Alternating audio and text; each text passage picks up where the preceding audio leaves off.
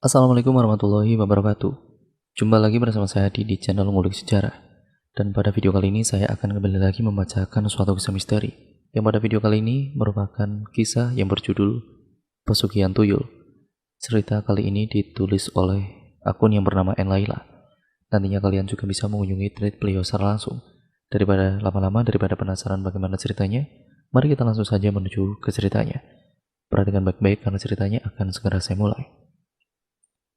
Namun sebelum itu, semua nama dan tempat sudah disamarkan untuk privasi dan juga keamanan bersama.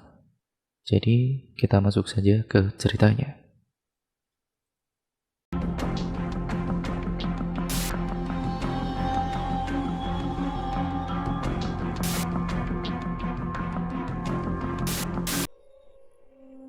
Himpitan ekonomi yang membuat keluarganya Mas Bejo nekat untuk melakukan perbuatan yang musyrik.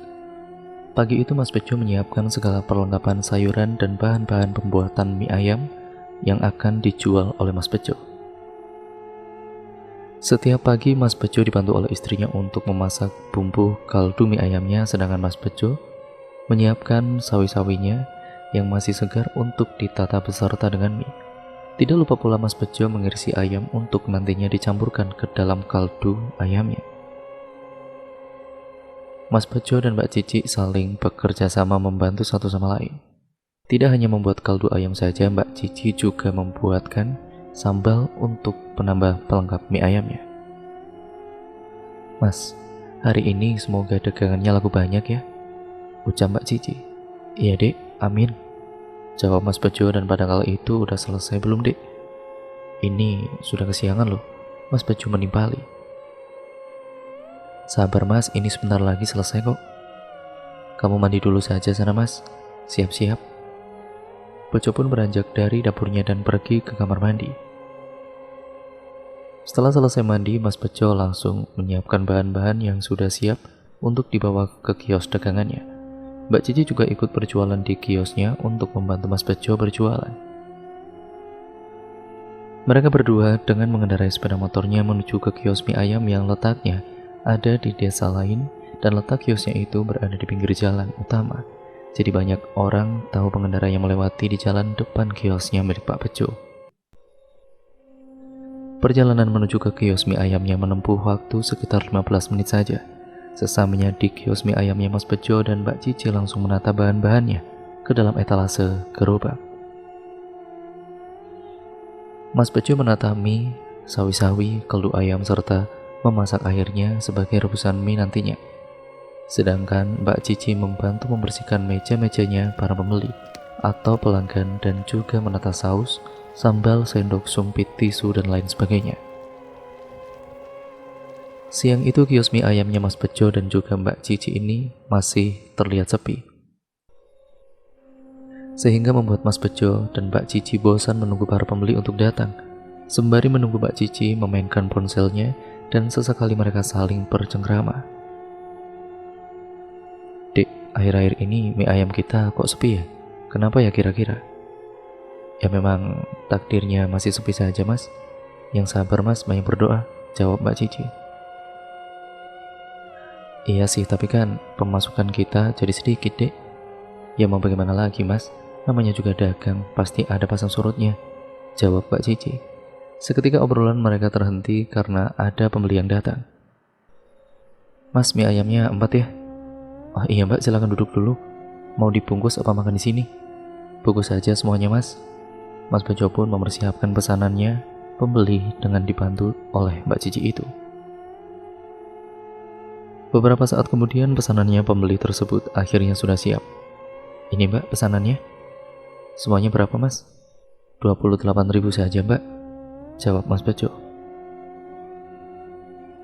"Saya suka beli di sini, itu harganya murah dan rasanya enak," ucap pembeli.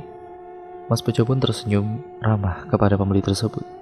Memang mie ayam yang dijual oleh Mas Bejo ini terkenal dengan harganya yang murah dan rasanya benar-benar enak. "Alhamdulillah, akhirnya ada yang datang juga ya dek." "Iya mas, alhamdulillah. Mudah-mudahan hari ini habis ludes ya," jawab Mbak Cici. "Amin kalau begitu." Dan tidak lama kemudian beberapa pembeli dan pelanggannya datang bergerombolan, jumlahnya banyak sekali, membuat tempat makan di kiosnya tersebut membludak, hingga sampai tidak ada yang kebagian tempat duduknya. Yang tidak kebagian tempat duduknya terpaksa harus bungkus dibawa pulang. Mas Bejo dan Mbak Cici benar-benar kewalahan melayani para pembelinya, karena ada pembeli yang sangat tidak sabaran, maunya didahulukan. "Mas, pesanan saya mana, Mas? Saya sudah menunggu dari tadi kok, belum dibuat-buatkan," teriaknya menunggu di tempat duduk. "Iya sabar ya Mbak, antri ya. Saya pesan mie ayamnya 2 bungkus Mas," ucap pembeli yang baru datang. "Iya Bu, tunggu dulu ya." "Ibu antri dulu, silakan duduk," jawab Mas Bejo. Hingga pada akhirnya semuanya bisa teratasi oleh Mas Bejo dan juga Mbak Cici. Mas Bejo tersenyum bahagia melihat penampakan kiosnya yang dipenuhi dan dipadati oleh para pembeli. Siang itu benar-benar menjadi rezeki Mas Bejo dan juga Mbak Cici. Setelah para pembelinya sudah selesai makan mie ayamnya, mereka pergi menghampiri Mas Bejo untuk membayar semangkok mie ayam yang disantapnya tadi. "Berapa Mas?" "Nambah sama apa Mbak tadi?" tanya Mas Bejo. "Saya nambah kerupuk 2 dan es tehnya 1 Mas. 10.000 Mbak jadinya." "Ini uangnya Mas," jawabnya sembari memberikan uang kepada Mas Bejo. Sehingga ceritanya Mas Bejo dan Mbak Cici bersiap-siap membersihkan kiosnya untuk pulang karena mie ayam yang dijualnya hari itu sudah habis tidak tersisa. Mas Bejo dan Mbak Cici pulang lebih awal sekitar pukul 2 siang. Padahal biasanya Mas Bejo dan Mbak Cici menutup kiosnya itu bisa sampai jam 5 sore. Dengan senyuman lebar di bibir Mas Bejo dan juga Mbak Cici hari itu, karena dagangan mie ayamnya laku habis. Karena dengan semangat yang membara, mereka membereskan kiosnya. Beberapa saat kemudian ketika Mas Bejo dan Mbak Cici sedang membersihkan dan membereskan kiosnya, tiba-tiba ada pembeli yang datang untuk membeli mie ayamnya. "Mas, mie ayamnya 2 ya, makan di sini." "Maaf Mbak, mie ayamnya sudah habis. Besok lagi ya Mbak, datang lagi ke sini." "Ya, udah jauh-jauh ke sini malah habis." "Iya Mbak, hari ini habis lebih awal," jawab Mas Bejo. Setelah semuanya sudah beres dan sudah bersih pada kala itu, Mas Bejo dan juga Mbak Cici bergegas untuk pulang ke rumahnya. Sesamanya di rumah, Mas Bejo dan Mbak Cici menghitung hasil uang yang didapat hari ini. "Alhamdulillah Mas, hari ini kita dapat untung banyak dan habis semuanya." "Iya Dek, Alhamdulillah.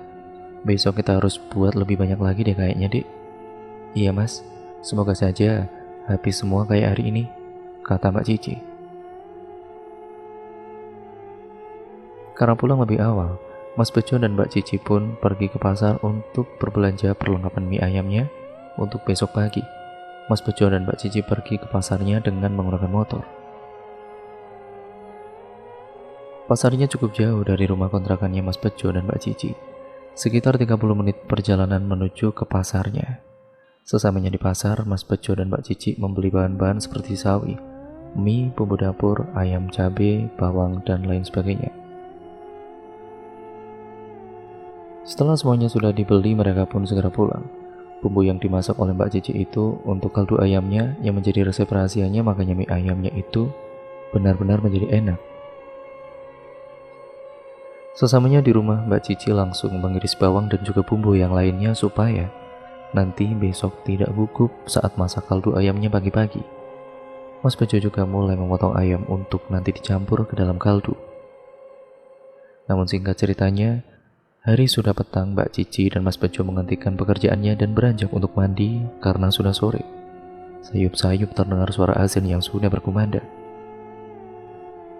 Malam itu Mas Bejo dan Mbak Cici langsung tidur karena hawanya sangat mengantuk sekali dan tubuhnya juga sudah kecapean seharian bekerja dan pergi ke pasar. Keesokan harinya, Mas Bejo dan juga Mbak Cici terbangun. Sayup-sayup terdengar suara azan subuh. Mereka pun dengan bermalas-malasan untuk bangun dan beranjak dari atas kasurnya. "Mas, bangun Mas, sudah pagi. Kita harus siap-siap," ucap Mbak Cici. Mas Bejo pun terbangun dengan matanya yang dikucek menggunakan tangannya lalu meregangkan otot-otot tubuhnya. Dengan jalan tertati-tati, Mas Bejo dan Mbak Cici berjalan menuju ke kamar mandi untuk cuci muka dan ambil air wudhu. Setelah selesai sholat subuh, Mas Bejo dan Mbak Cici pun langsung bereksekusi. Di dapurnya, Mas Bejo dan juga Mbak Cici membagi tugasnya masing-masing untuk menyiapkan bumbu-bumbu mie ayamnya. Hari ini kita banyakin ya Mas, kaldu ayamnya? Tanya Mbak Cici. Iya dek, semoga saja laku habis semuanya seperti kemarin. Amin. Setelah semuanya selesai, Mas Bejo dan Mbak Cici pun bersiap-siap untuk pergi ke kios mie ayamnya. Mereka pergi ke kiosnya lebih awal dari biasanya, karena semuanya sudah disiapkan terlebih dahulu tadi malam. Jadi mereka lebih cepat. Seperti biasa, sesamanya di kios mie ayamnya, Mas Bejo dan Mbak Cici menata semua bahan-bahan mie ayamnya dan membersihkan meja-meja makan. Baru saja buka kios mie ayamnya, sudah ada orang yang datang untuk membeli mie ayam mereka. Mas, beli mie ayamnya ya. Berapa Mbak? 5 bungkus saja Mas. Ah iya Mbak, tunggu bentar ya, baru buka ini, ucap Mas Bejo. Pembeli tersebut rela menunggu di kursi sembari menunggu pesanannya jadi. Setelah beberapa menit menunggu, akhirnya pesanannya sudah siap. Ini Mbak, sudah selesai, ucap Mas Bejo. Nambah apa lagi Mbak? Sudah, itu saja Mas. Totalnya 35.000 Mbak. Singkat ceritanya, Mas Bejo dan Mbak Cici di kursi sembari menunggu pembeli yang datang. Alhamdulillah ya dek, baru buka sudah ada yang datang. Iya Mas, kita sabar dan berdoa saja ya Mas, supaya dagangannya bisa habis, ucap Mbak Cici. Dengan laya-laya, Mas Bejo dan Mbak Cici menunggu berharap ada para pembeli yang datang. Beberapa saat kemudian, tiba-tiba datang beberapa orang untuk membeli mie ayamnya Mas Bejo, hingga saling berdesakan seperti hari kemarin, dan ruangan kiosnya juga penuh dipadati oleh pembeli dan pelanggan. Saya mie ayamnya 3 ya Mas. Enak aja, antri dong Bu, saya yang datang duluan kok, timbal pembeli lain. Sabar ibu-ibu, jangan bertengkar, nanti pasti akan saya layani satu persatu. Antri ya Bu. Sedangkan Mbak Cici sedang sibuk membuatkan minuman untuk para pembelinya. Hari itu dagangan mie ayamnya Mas Bejo dan Mbak Cici sudah laku habis tidak tersisa, sehingga mereka bisa pulang lebih awal lagi seperti hari kemarin. Sepulangnya dari kios mie ayamnya Mas Bejo dan juga Mbak Cici mampir langsung ke pasar. Biar tidak bolak-balik tujuannya, mereka ke pasar untuk membeli bahan perlengkapan karena yang dibeli kemarin sudah habis tidak tersisa. Hari ini Mas Bejo dan Mbak Cici belanja lebih banyak lagi untuk persediaan stok hari berikutnya, supaya tidak bolak-balik lagi ke pasarnya. Singkat ceritanya, keesokan harinya Mas Bejo dan Mbak Cici membuat kaldu ayam lebih banyak dari kemarin lagi. Namun hari ini bukan keberuntungannya Mas Bejo dan Mbak Cici, karena kios mie ayamnya itu sangat sepi sekali, tidak ada yang datang ke kios mie ayamnya. Aneh sekali. Ya ada, tapi hanya beberapa orang saja yang datang ke kios mie ayamnya, tidak seramai seperti kemarin lagi, sehingga Mas Bejo dan Mbak Cici pun bosan menunggu pembeli yang datang. Tapi masih tetap saja sampai sore harinya itu ya tetap saja sepi. Padahal Mas Bejo dan Mbak Cici pulang sudah sampai jam 5 sore. Akhirnya bahan-bahan mie ayamnya terpaksa dibawa pulang lagi. Kaldu ayam dan sambal-sambal yang sudah disiapkan pun dimasukkan ke dalam kulkas, berharap tidak basi dan besok bisa dijual lagi. Hari berikutnya Mas Bejo dan Mbak Cici melihat di pojok depan ada sebuah warung mie ayam yang baru buka dan terlihat sangat ramai, dan para pelanggannya Mas Bejo pun terlihat mampir di sana. Mungkin itu penyebab kiosnya mie ayamnya Mas Bejo ini tidak ada yang beli lagi ya, karena Mas Bejo ternyata ada yang menyainginya. Padahal sebelumnya cuma ada kios mie ayamnya Mas Bejo saja di jalanan utama tersebut. Tapi sekarang ada warung mie ayam baru yang menyaingi dagangannya Mas Bejo. Dek, lihat itu dek, di pojok depan ada penjual mie ayam lagi ternyata. Semua pelanggan kita itu datang ke sana semua. Iya Mas. Biarlah Mas, kita berdoa saja ya, dan juga sabar, jawab Pak Cici. Tapi kalau begini terus ya kita bisa bangkrut dek.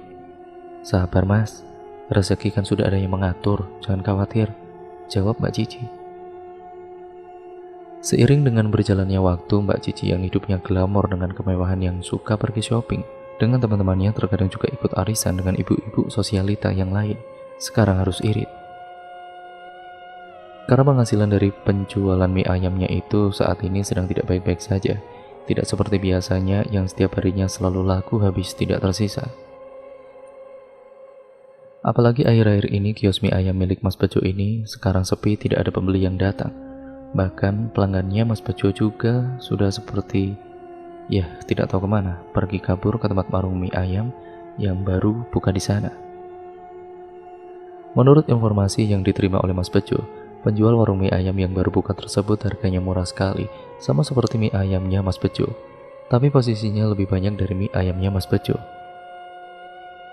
Apalagi katanya mie ayamnya di warungnya tersebut rasanya juga lebih enak dari mie ayamnya Mas Bejo.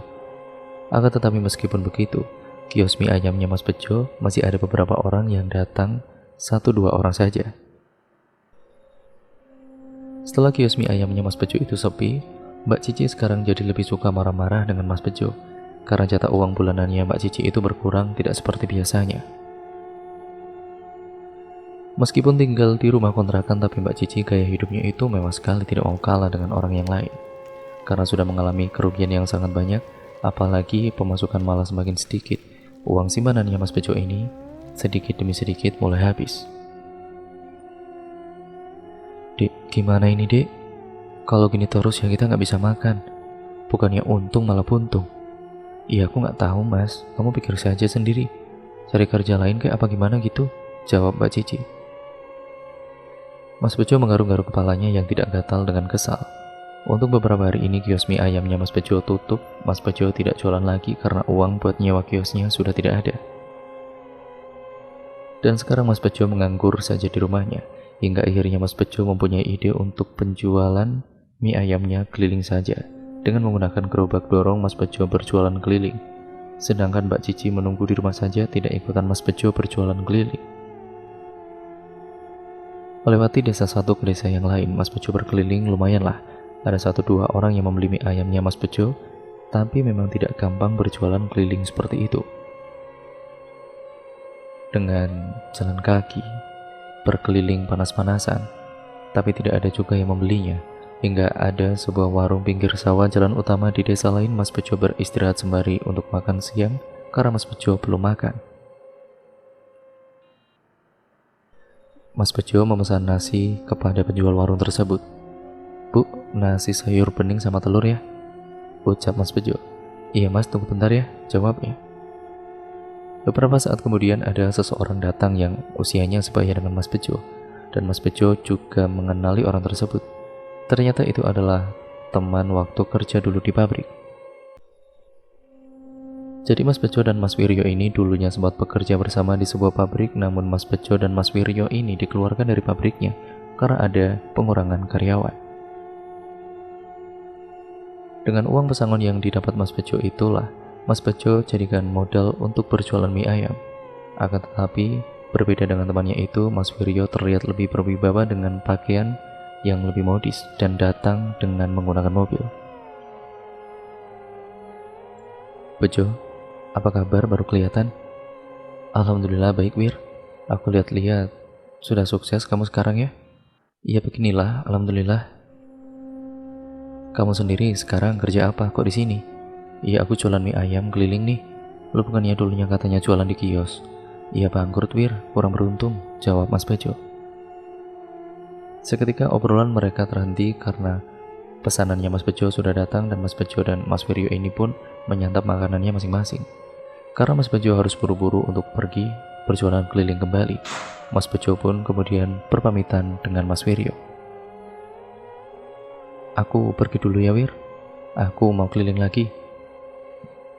Tunggu bentar ya, aku minta nomor HP kamu dulu, timbal Mas Wiryo. Akhirnya Mas Bejo memberikan nomor HP-nya kepada Mas Wiryo. Semoga laku banyak ya Cuk. Amin Wir. Mas Bejo pun mulai berjualan keliling lagi di tengah-tengah teriknya matahari. Singkat ceritanya, hari mulai petang, Mas Bejo bergegas untuk pulang ke rumahnya. Namun hari itu Mas Bejo hanya mendapatkan pembeli beberapa orang saja. Malam harinya Mas Bejo bercerita dengan Mbak Cici. Dek, tadi siang aku ketemu sama Mas Wiryo. Sekarang dia sudah sukses loh. Punya mobil sendiri juga.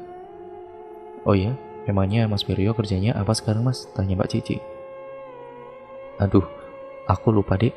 Tadi nggak nanya. Tapi udah punya nomor HP-nya dek, jadi gampang nanti bisa tanya-tanya. Beberapa saat kemudian tiba-tiba saja Mas Wiryo mengirimkan pesan kepada Mas Bejo. Ternyata Mas Wiryo mengajak Mas Bejo untuk ketemuan di suatu tempat besok siang. Mas Bejo pun menyanggupi akan hal itu. Keesokan harinya Mas Bejo dan Mas Wiryo akhirnya ketemuan di sebuah kafe. Di sana mereka bercengkrama serta melepas rindunya sudah lama tidak pernah bertemu.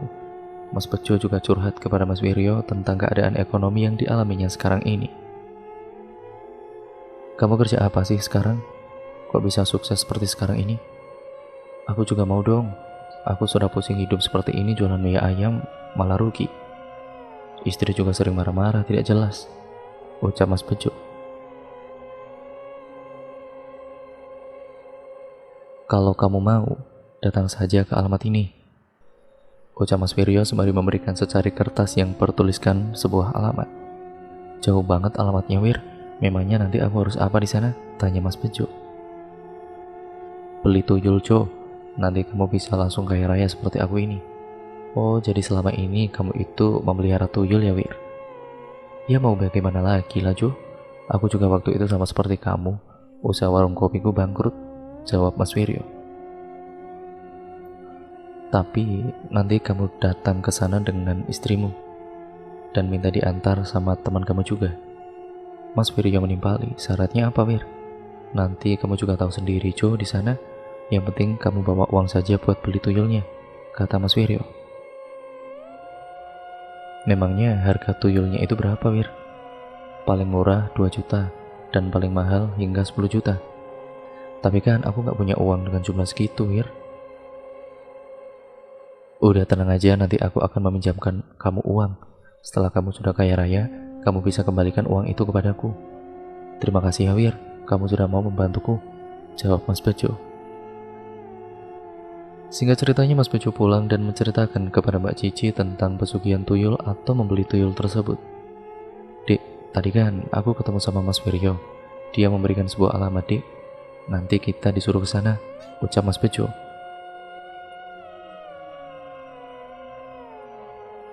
Ya mau ngapain, Mas? Kita akan membeli tuyul di sana untuk pesugihan kita. Kita bisa kaya raya, Dek. Gimana menurut kamu? Wah, aku setuju, Mas. Lagian aku bosan hidup miskin terus-terusan seperti ini, jawab Mbak Cici. Karena diiming-imingi kekayaan, Mas Bejo dan Mbak Cici pun menjadi buta mata hatinya dan melihat jalanan pintas seperti itu. Tapi apa kamu punya uang cash untuk datang ke tempat itu? Tenang, Dek, aku sudah dipinjami uang sama Wiryo, kata Mas Bejo. Keesokan harinya Mas Bejo dan Mbak Cici bersiap-siap untuk berangkat ke alamat yang diberikan oleh Mas Wiryo. Namun Mas Bejo dan Mbak Cici datang ke sana berdua saja karena tidak ada orang yang mau mengantarnya. Akhirnya Mas Bejo dan Mbak Cici pergi ke tempat tersebut dengan menggunakan mobil. Mas Bejo dan juga Mbak Cici rental mobil saja karena kata Mas Wiryo, jika ke sana harus membawa mobil pribadi sendiri. Menuruti dengan apa yang dikatakan oleh Mas Wiryo, Mas Bejo pun merental mobilnya. Untungnya Mas Bejo bisa menyetir mobil sendiri jadi tidak usah menggunakan jasa orang lain. Perjalanan yang harus ditempuh Mas Bejo dan juga Mbak Cici ini cukup jauh sekali, sekitar 6 jam perjalanan. Mas Bejo mengendarai mobilnya dengan menggunakan petunjuk arah maps karena tidak tahu di mana tempatnya. Jalanan yang dilalui Mas Bejo dan Mbak Cici tersebut berliku-liku, kanan kirinya hutan dan kadang jurang, serta tebing membuat Mas Bejo dan Mbak Cici hati-hati sekali jalannya.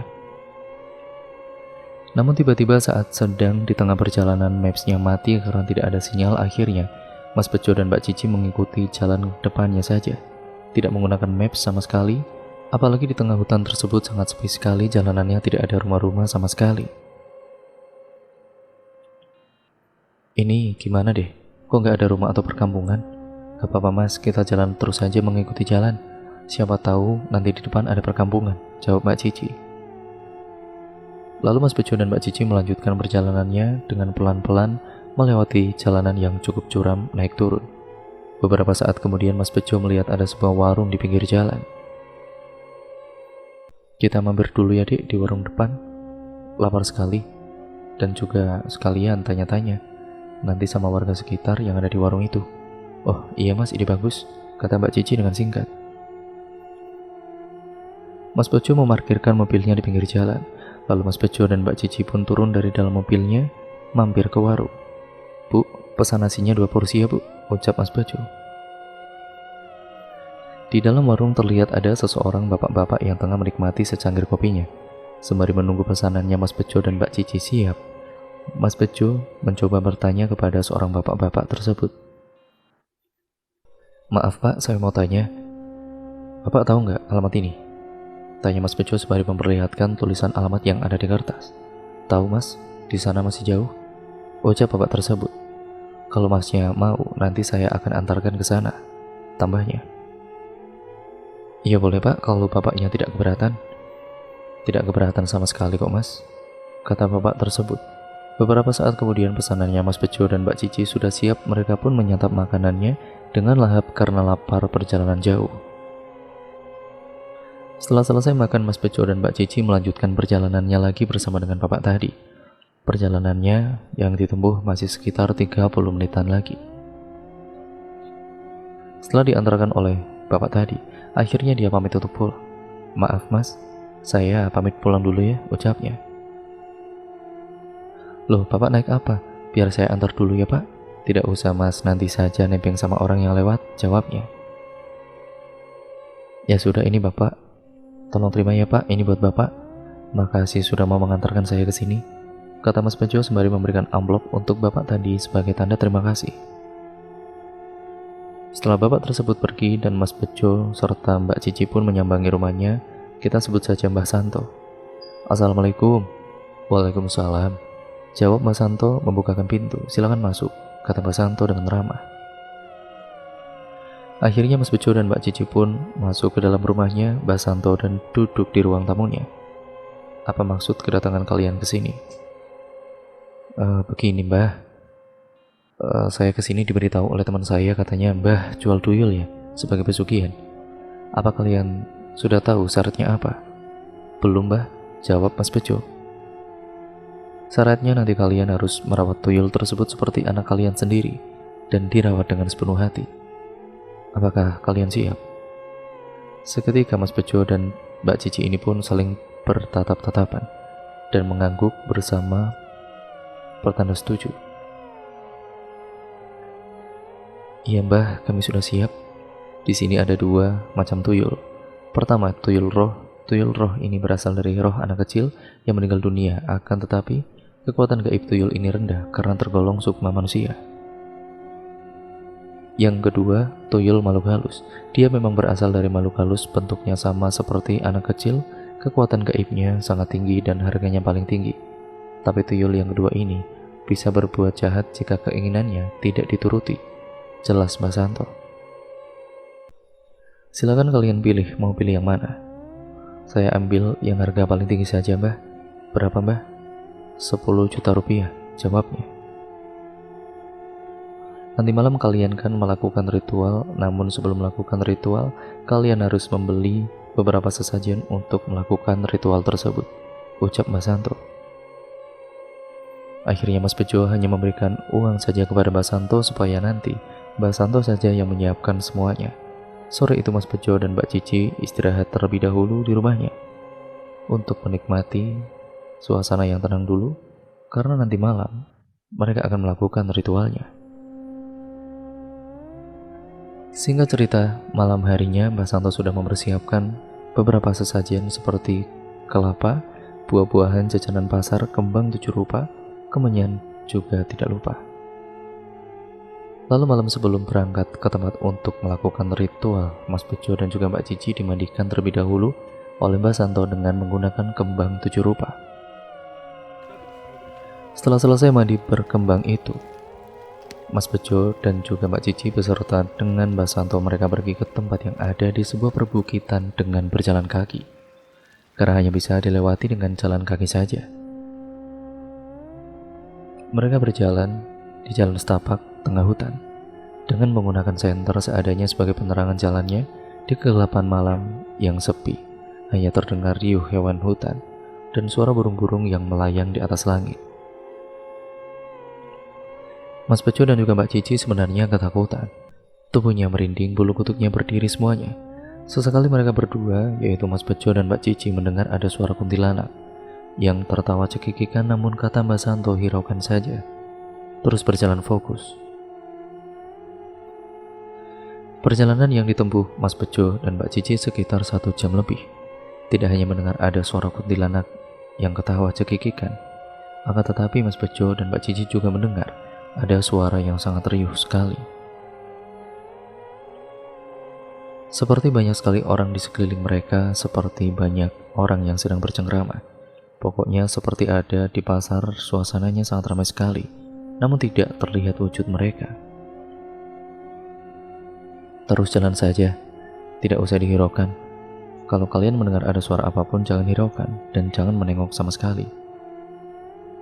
Beberapa saat langkah perjalanan, tiba-tiba saja Mbak Cici dan juga Mas Bejo yang ada di belakang mendengar ada suara tapakan kaki di atas rumput yang sengaja digesekkan jalannya. Ketika Mas Bejo dan Mbak Cici merinding, bulu kuduknya berdiri dengan tubuhnya yang gemetaran, keringat dingin mulai membasahi tubuhnya Mas Bejo dan juga Mbak Cici. Dan beberapa saat kemudian akhirnya mereka semua sampai di tempat untuk melakukan ritual. Di bukit tersebut terdapat sebuah batu-batuan dan di atas batu besar tersebut Mas Bejo dan juga Mbak Cici akan melakukan ritual. Sesajen yang dibawa peserta dengan kemenyan dan lilin diletakkan di depan mereka di atas batu besar. Lalu Mbak Santo memberikan sebuah mantra untuk nantinya bacakan oleh Mas Bejo dan Mbak Cici melakukan ritual. Nanti kalian baca mantra ini dan jika ada gangguan apapun kalian jangan lihat. Baik Mbah, kami mengerti, jawab Mas Bejo, dan secara singkat ceritanya Mas Bejo dan Mbak Cici mulai merapalkan mantra-mantranya yang sudah diberikan oleh Mbak Santo. Sedangkan Mbak Santo menunggu di belakang mereka, tepatnya di bawah pohon besar. Mas Bejo dan juga Mbak Cici merapalkan mantranya dengan serius dengan kepulan asap di depannya. Kepulan asap dari kemenyan saat Mas Bejo dan juga Mbak Cici sedang merapalkan mantranya. Tiba-tiba saja ada sebuah angin kencang yang merasuk ke dalam tubuhnya Mas Bejo dan juga Mbak Cici sehingga membuat tubuhnya kedinginan, merinding, bulu kuduknya berdiri. Di tengah-tengah ritualnya Mas Bejo dan Mbak Cici mendengar ada suara seperti ramai sekali. Ya, itu seperti suara anak kecil, akan tetapi mereka tidak dapat melihat sosok-sosok tersebut. Anak kecil tersebut seperti berada di dekat tubuhnya mereka, membuat merinding, dan tiba-tiba saja Mas Bejo dan Mbak Cici ini mendengar sayup-sayup langkah kaki yang berjalan menuju ke hadapannya mereka, namun mereka ini tidak menghiraukan akan hal itu.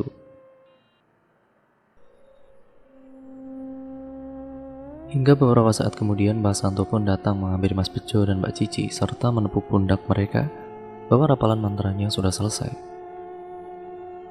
Sekarang Mbak Santo pun menyipratkan sebuah daun sirih yang sudah dicelupkan ke dalam air kembang 7 rupa yang sebelumnya sudah disediakan dari rumahnya.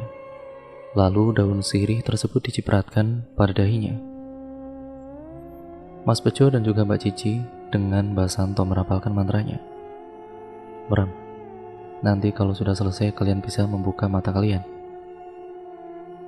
Mas Bejo dan juga Mbak Cici mengikuti apa yang diperintahkan oleh Mbak Santo. Setelah selesai dicipratkan dan dirapalkan mantranya oleh Mbak Santo, Mbak Santo ini meminta untuk matanya dibuka dengan perlahan-lahan. Buka matanya pelan-pelan, ucap Mbak Santo. Beberapa saat kemudian, betapa terkejutnya Mas Bejo dan Mbak Cici saat melihat sosok tuyul yang berdiri di hadapannya. Sosok tuyul tersebut persis dengan anak kecil pada umumnya, tapi dia tidak mengenakan pakaian, hanya menggunakan celana dalam saja. Wajahnya sangat menyeramkan dengan matanya berjumlah 3 dan melotot dan kupingnya berbentuk lancip serta menjulang tinggi ke atas. Itu yang dinampakkan dengan tuyul makhluk halus. Kalian sudah lihat kan bentuk tuyulnya itu? Itu akan kalian urus seperti anak sendiri, dan istrimu itu harus menyusui si tuyul tersebut setiap harinya, ucap Mbak Santo. Menyusui, Mbah? Iya. Apa kamu sanggup? Karena terpikir dengan ekonominya yang kurang, akhirnya Mbak Cici menyanggupi. Iya, saya sanggup, Mbah, jawab Mbak Cici. Kemudian setelah Mas Bejo dan juga Mbak Cici sudah melihat wujudnya, lalu Mbah Santo menutup kembali mata batinnya dengan merapalkan mantranya. Singkat ceritanya, akhirnya mereka semua pun kembali ke rumahnya Mbah Santo. Mas Bejo berjalan dengan membungkuk karena harus menggendong sosok tuyul tersebut. Hingga sampai di rumahnya Mbah Santo, tubuhnya sangat keberatan dan juga kelelahan harus menggendong tuyul itu. Sesampainya di rumahnya, Mbah Santo pun tepat habis subuh. Sebelum Mas Bejo dan Mbak Cici ini pulang, Mbah Santo memberikan syarat kembali untuk Mas Bejo dan Mbak Cici. Nanti kalau kalian sampai di rumah, kalian harus menyiapkan sebuah ruangan khusus sebagai tempat ritualnya. Dan jangan berikan lampu. Jangan ada orang lain yang masuk selain kalian. Kalian juga harus menyisahkan makanan untuk tuyul setiap kali kalian selesai makan. Mas Bejo pun hanya mengangguk menjawab pertanyaan dari Mbah Santo, pertanda sudah mengerti dengan apa yang dikatakan Mbah Santo. Jika kalian ingin langsung mendapatkan uangnya, istrimu harus langsung menyusui tuyul tersebut, lalu melakukan ritual dengan membaca mantra yang sudah saya berikan tadi. Iya, Mbah, terima kasih ya, Mbah. Kalau begitu kami pamit pulang dulu, jawab Mas Bejo. Mas Bejo dan juga Mbak Cici pun akhirnya pulang ke rumahnya dengan mobilnya dan juga tuyul yang sudah dibelinya itu ikut ke dalam mobil. Singkat ceritanya, Mas Bejo dan Mbak Cici pun akhirnya sampai di rumahnya. Mereka langsung menyiapkan ruangan khusus sebagai tempat ritualnya. Di rumah kontrakannya itu kebetulan ternyata ada 2 kamar. Jadi kamar yang satunya kan tidak pernah ditempati dan sekarang digunakan sebagai ritual pesugihan tuyul. Siang itu tuyul tersebut meminta untuk menyusu kepada Mbak Cici. Mbak Cici pun tidak keberatan, dia langsung masuk ke dalam ruangan ritual tersebut untuk menyusui tuyul.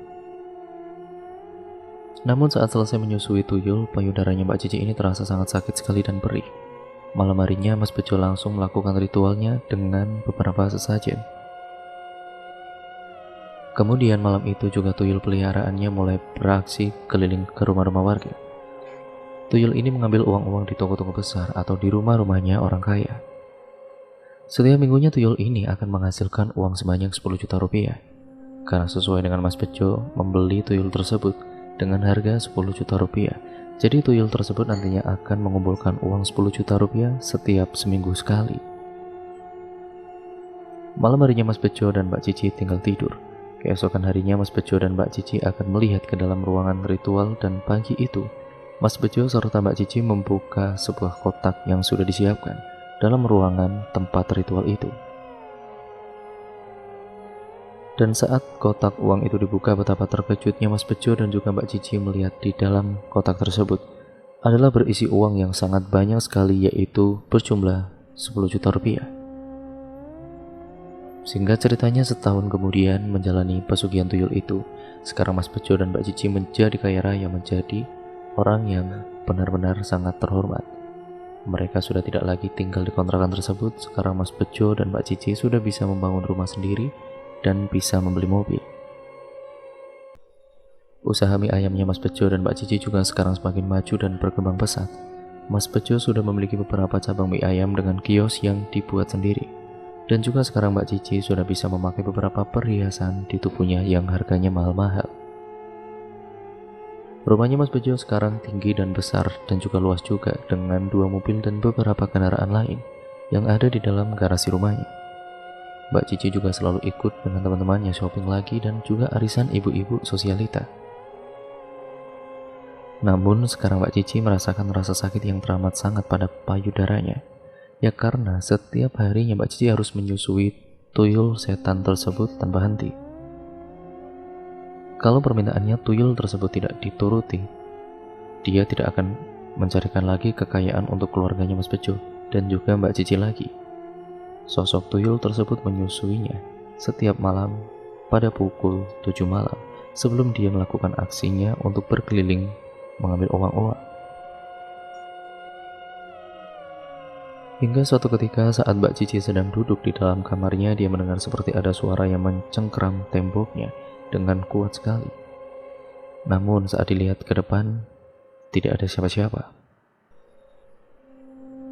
Tidak hanya itu saja, Mbak Cici pada saat sedang di dapur sedang memasak, dia mendengar ada buah-buahan yang di atas meja makan tersebut jatuh dengan sendirinya. Mungkin itu gangguan dari sosok tuyul yang mencoba untuk bermain-main. Dan pada saat malam hari ketika sedang tertidur, Mbak Cici juga bermimpi sesuatu dan dia seperti berada di dalam istana. Di sana terlihat banyak sekali tuyul-tuyul yang jumlahnya sangat banyak. Namun tidak hanya itu, di dalam istana tersebut ada beberapa orang ibu-ibu atau perempuan di sana, namun dengan wajahnya yang sangat pucat pasi. Terlihat juga ada yang menyusui tuyul yang ada di dalam istana tersebut, dan juga ada yang tangannya sampai dirantai dengan besi. Mbak Cici saat itu sempat ditarik dengan sosok tuyul tersebut. Ayo ikut aku," ucap sosok tuyul itu. Mbak Cici mencoba untuk menolaknya dengan terus berteriak-teriak. "Namun tidak, aku tidak mau ikut denganmu," teriak Mbak Cici. Mbak Cici berteriak-teriak meminta tolong, tapi tidak ada yang memperdulikan Mbak Cici. Tolong saya." Seketika Mbak Cici pun terperanjat bangun dengan nafasnya yang tidak beraturan dan tubuhnya bercucuran keringat. Baju yang dikenakannya Mbak Cici tersebut sangat basah sekali. Mas Bejo yang tidur di sampingnya mendengar teriakan Mbak Cici pun terbangun. "Ada apa, Dek?" "Aku mimpi buruk, Mas," jawab Mbak Cici. "Makanya sebelum tidur itu berdoa terlebih dahulu," timbal Mas Bejo.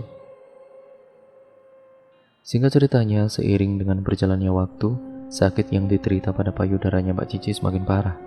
Setiap harinya Mbak Cici merintih kesakitan, tubuhnya Mbak Cici juga sekarang semakin kurus pucat. Pokoknya sangat tidak sehat sekali dipandang mata. Mbak Cici juga sekarang jadi susah makannya karena menahan rasa sakit yang diterita oleh Mbak Cici. Hingga akhirnya Mbak Cici jatuh sakit, Mbak Cici hanya bisa terbaring saja di atas kasurnya. Setiap malam Mbak Cici ini tidak bisa tidur karena menahan rasa sakitnya itu. Meskipun sedang sakit, tuyul itu pun terus meminta jatah untuk disusui oleh Mbak Cici. Tuyul tidak pernah mengenal mau tuannya itu sakit atau tidak. Yang terpenting dia harus tetap minta disusui. "Mas, sakit mas, aku tidak kuat mas, sakit banget." "Sabar ya Dek, nanti besok kita pergi ke rumah sakit. Kita hentikan saja lah mas ritual ini mas, aku udah gak kuat mas," ucap Mbak Cici. "Kalau kita hentikan ini semua, nanti kita akan jatuh kembali miskin Dek, seperti dulu lagi, kamu mau?" Keesokan harinya Mbak Cici semakin merintih kesakitan. Kantung matanya juga sudah menghitam karena Mbak Cici sekarang jarang sekali bisa tidur. Dia harus menahan rasa sakitnya hari itu juga karena Mbak Cici sudah semakin parah sakitnya. Dia dibawa oleh Mas Bejo ke rumah sakit untuk diperiksa. Dengan menggunakan mobil pribadinya, Mas Bejo dan Mbak Cici pergi ke rumah sakit. Sesampainya di rumah sakit, Mbak Cici langsung ditangani oleh dokter. Mbak Cici juga di ronsen oleh dokter untuk melihat hasil dari sakit apa yang diterita Mbak Cici.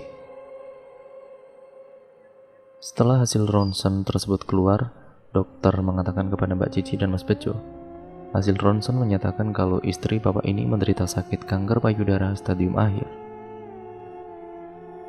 Seketika Mas Bejo dan Mbak Cici merenung meratapi apa yang sedang terjadi. Mbak Cici tidak kuasa menahan air matanya. Gara-gara pesugihan yang dilakukannya, Mbak Cici rela menyusui tuyul dan akibatnya berimbas pada tubuhnya Mbak Cici itu sendiri.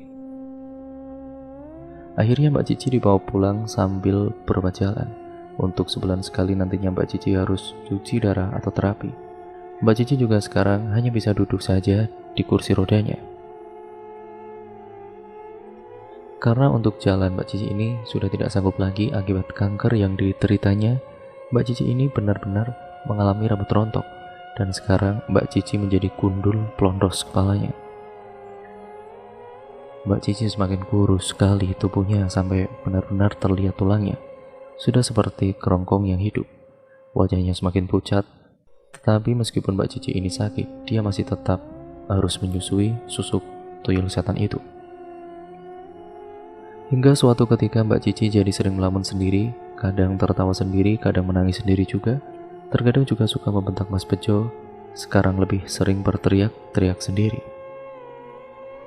Akhirnya Mas Bejo pun memanggil orang pintar. Dia ahli spiritual. Orang pintar tersebut didatangkan langsung ke rumah Mas Bejo. Kita sebut saja namanya Pak Zaki.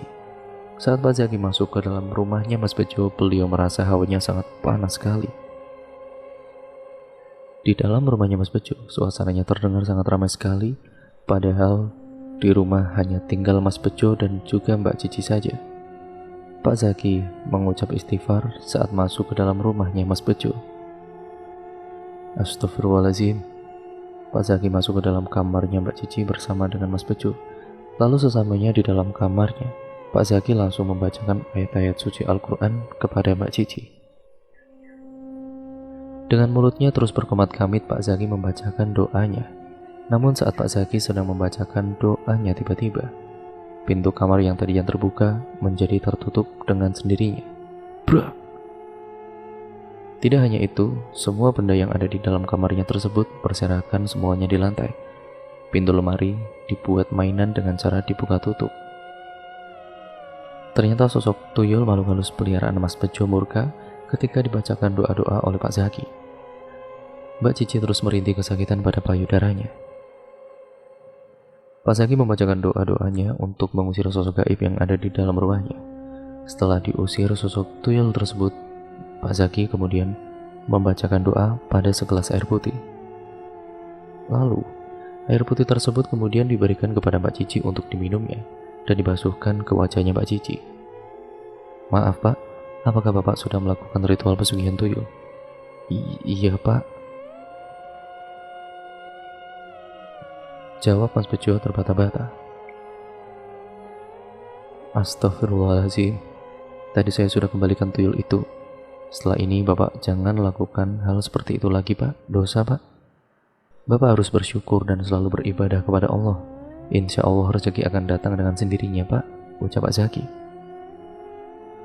Saya kasih tahu ya Pak, sebenarnya sosok tuyul itu tidak menyusui asinya istri Bapak, melainkan tuyul ini telah menghisap darah yang ada dalam tubuh istri Bapak, sehingga membuat istri Bapak itu kurus dan pucat pasi seperti itu, Pak Zaki menimpali. Seketika Mas Bejo menyesal menyadari perbuatannya. Dia menangis, dan Mbak Cici pun juga ikut menangis. Maafkan saya Pak Zaki, saya hilaf Pak. Ya jangan meminta maaf kepada saya Pak, minta maaflah kepada Allah SWT, jawab Pak Zaki. Saya berpesan kepada Bapak untuk lebih pertebal iman dan perbanyak ibadahnya ya Pak, ucap Pak Zaki. Iya Pak, jawab Mas Bejo juga, dan singkat ceritanya, sekarang Mas Bejo sudah tidak melakukan ritual pesugihan tuyul itu lagi. Mas Bejo sudah kembali lagi seperti dulu berjualan mie ayam di kios. Namun sekarang usaha mie ayamnya di beberapa cabang lainnya telah bangkrut. Dan sekarang uang yang dimiliki Mas Bejo perlahan-lahan habis karena untuk biaya pengobatan istrinya bolak-balik ke rumah sakit. Akan tetapi sakitnya Mbak Cici ini semakin lama semakin parah.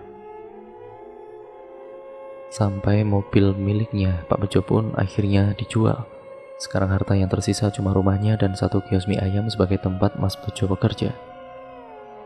Hingga pada akhirnya, Mbak Cici tidak bisa menahan rasa sakitnya lagi. Mbak Cici akhirnya meninggal dunia akibat sakit kanker payudara stadium akhir yang diteritanya. Sekarang Mas Bejo menjadi lontang-lantung sendirian di rumahnya. Mas Bejo akhirnya kejiwaannya sampai terguncang akibat ditinggalkan oleh istri tercintanya. Di rumahnya Mas Bejo selalu tertawa-tawa sendiri, kadang teriak-teriak sendiri, dan rumah yang ditempati Mas Bejo itu menjadi angker. Mas Bejo ditemukan tetangganya meninggal di pinggir jalan tertabrak motor. Pada saat Mas Bejo berkeliaran tidak menggunakan baju, hanya menggunakan celana dalam saja, sama seperti sosok tuyul yang sempat dipeliharanya. Rumah mewahnya milik Mas Bejo tersebut sekarang terbengkalai. Setiap malam tetangganya mendengar ada suara ramai anak kecil di dalam rumahnya Mas Bejo, padahal rumahnya kosong. Semoga kita bisa mengambil pembelajaran dari cerita ini, bahwa sesusah-susahnya hidup kita jangan pernah untuk melakukan perbuatan musyrik dan dibenci Allah seperti itu. Semoga kita selalu dalam lindungan Allah SWT dan dijauhkan dengan perbuatan musyrik, pertebal iman, dan berbanyak ibadah kepada Allah SWT. Sebaik-baiknya rezeki datangnya hanya dari Allah. Dan cerita pun akhirnya selesai sampai di sini ya teman-teman. Terima kasih untuk kalian semua yang sudah menyimak video kali ini dan cerita kali ini. Bagaimana menurut kalian cerita kali ini? Kalian bisa komen di bawah. Jangan lupa subscribe channel ini untuk kalian yang belum, dan nyalakan lonceng notifikasinya agar kalian tidak ketinggalan video terbaru selanjutnya dari channel ini. Sekian video ini saya akhiri. Sampai berjumpa di video terbaru selanjutnya. Kurang lebihnya mohon maaf. Wassalamualaikum warahmatullahi wabarakatuh.